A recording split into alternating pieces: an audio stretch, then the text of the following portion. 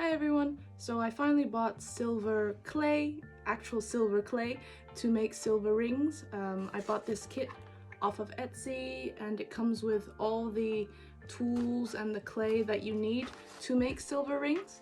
I made rings with a friend of mine. The rings turn out quite differently from the plan, from what we originally wanted our rings to look like. We had originally wanted to stamp letters and initials inside the ring as well. I used that. I did that with a a stamp where I can change the lettering inside. I basically took the lettering and stamped it on the ring.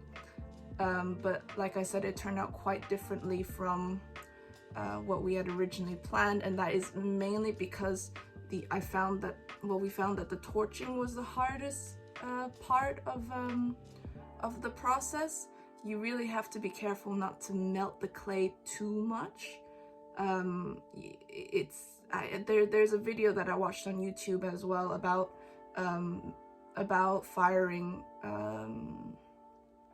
silver ring clays, and you really have to be careful to keep it at the right temperature, because if the heat gets a little bit too high, even just for a split second, all your details are gonna disappear.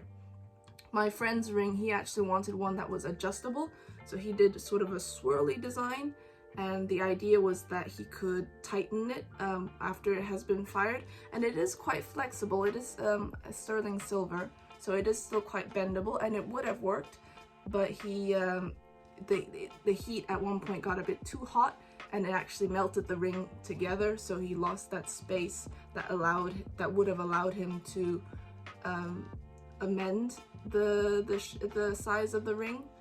He still loves it, still fits on his finger, but yeah, that was a shame. And me, all the lettering that I wanted inside my ring that I had in my dummy ring, as soon as I started slowly with the torch, but then as soon as I went a little bit closer, a little bit too long, just melted. So here we have already made the ring mold around our fingers. It's that little tube. The ring mold itself is made out of paper, so it's a tube of paper that we rolled around the finger where we wanted the ring to fit onto.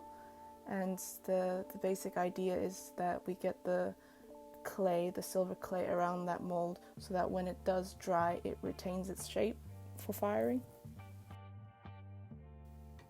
Silver clay does dry quite fast, so as you can see, both of us are using quite a bit of water. That's why I really recommend you do a dummy ring first with some really cheap clay before you move on to the silver clay.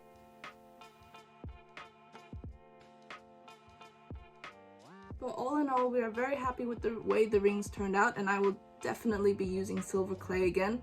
I would like to manage to actually engrave something or draw something on silver and torch it in a careful way that the lettering and the drawing actually remains on the fired silver clay. So I will be trying that in the future. But thank you for watching.